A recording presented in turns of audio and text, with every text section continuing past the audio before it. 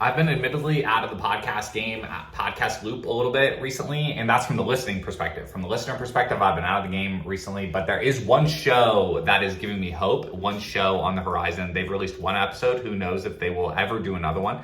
But I want to draw attention to The Gwart Show, put out by Blockspace Media. And it's truly, like I said in the title, the only 2-hour-long podcast about Bitcoin that I have finished in the last year, because I've been struggling to find things that are interesting to listen to, or things that I feel like kind of encapsulate the moment, really. And so Gwart and their guest, Eric Wall, like just the title of the show says that Eric Wall defends his wizard costume, and they talk about Bitcoin ordinals and smart critiques of Ethereum, and then Bitcoin MEV. And what I like about their conversation was, I think it's the best Bitcoin Ethereum crossover content being produced right now. Like, it's the best crossover conversation between those two worlds that, again, I've listened to definitely in a year, honestly, probably ever. Like, there's so much context. There's so much context of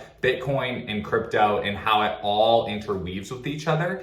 And something that you realize the more that the years on Bitcoin Twitter and Bitcoin podcasts and Bitcoin videos stack up is how all of these characters interweave with each other and their personal histories and backgrounds. And when you layer that on top of the actual like tech also, and how different products are competing for attention, that is, I think, what continues to draw people back and forth and back and forth and back and forth to Twitter every single day, because it is a giant conversation that is happening. And then podcasts fill this role of this like broken out long form conversations that happen. Podcasts do a great job of that. They do a great job of having that broken out conversation long form. Want to know what doesn't do great on that is spaces. I don't like spaces at all, and they're not helpful at all for anything really. Like, I think, and that's not, want to know what part of that is? Because of this whole like joking one-up mentality, or just like the way that speakers are chosen to go on stage in these rooms, they're just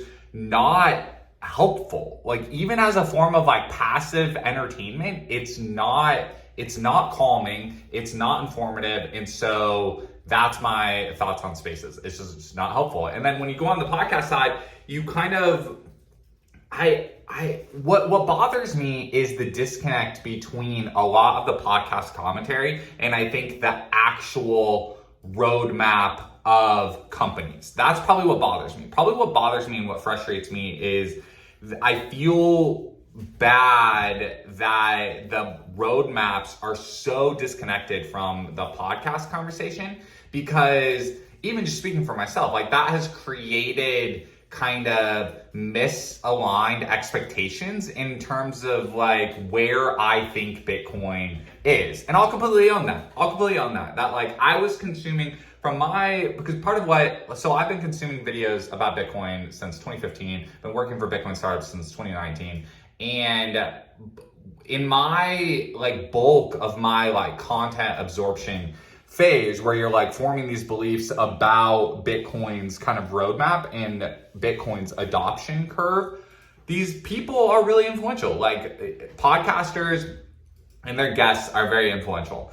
And when what they're saying and predicting does not line up with the actual guts of running these startups and running these Bitcoin companies, that I think creates frustration. And so that's been kind of how I've been like taking like time off from listening to podcasts, because I truly haven't found anyone saying anything that's like scratching this like itch that I want. And that's this conversation of just back to, honestly, it's just back to like Bitcoin versus the dollar, but not in like a macroeconomic sense, in a functional, like, what are you actually doing at a personal finance level to increase Bitcoin usage in your own personal finance stack? And then at a technology level, like, what are we actually doing to make it easier to use Bitcoin for your day-to-day life? And the answers to that are very, very few and far between. Like, it's crazy that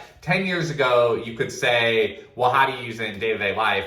And today you still can say, well, how do you use it in day-to-day life? And the average person that you pick up off of Twitter is not able to answer that. And that is a product gap. That's a giant product. And I think part of that product gap was because us as users who were consuming all this content just solely about economics weren't asking enough from the apps we were using. I think that was happening. Like, I think our beliefs about Bitcoin's adoption curve were influenced by content and conversations that were happening about economics.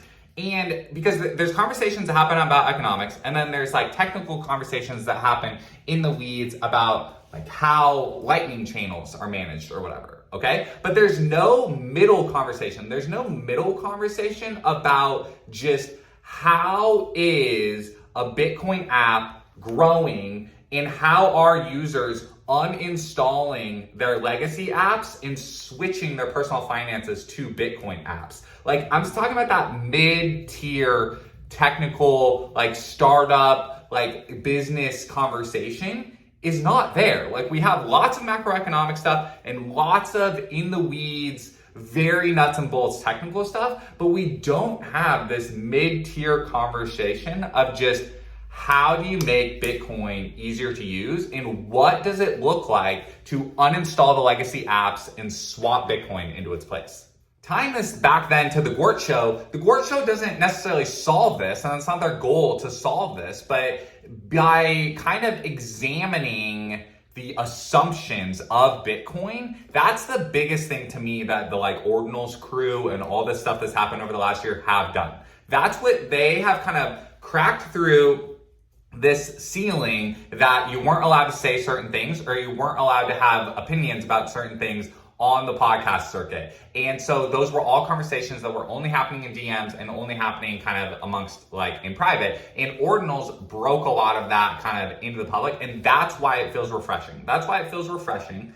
And kind of having this like, I think a very refreshing, I would call it like broad crypto, but Bitcoin centric or Bitcoin appreciative kind of crew of people, I believe is really kind of coming into their own. And whereas the last wave was very dominated by economics and very dominated by like laser eye culture, this kind of fresh Bitcoin centric with this like underlying understanding of what's broadly happened in crypto over the last few years, I think those people are in a very smart place to kind of have their voices heard in the podcast game in this next little bit of time.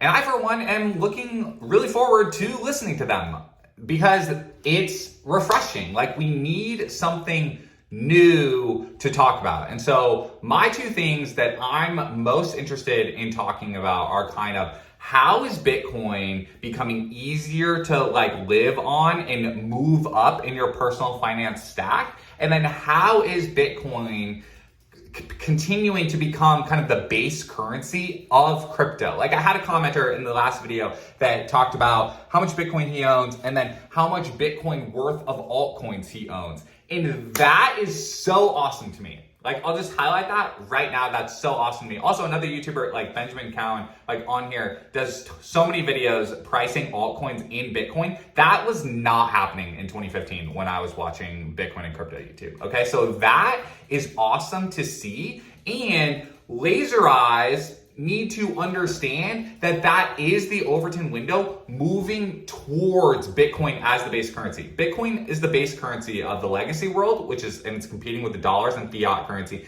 And it's also the base currency of crypto, Web3, DeFi, all the buzzwords. But the people that are saying that message are not going to say it in the exact words that you prefer to hear, or we have been accustomed to hearing on the podcast circuit, over the last few years.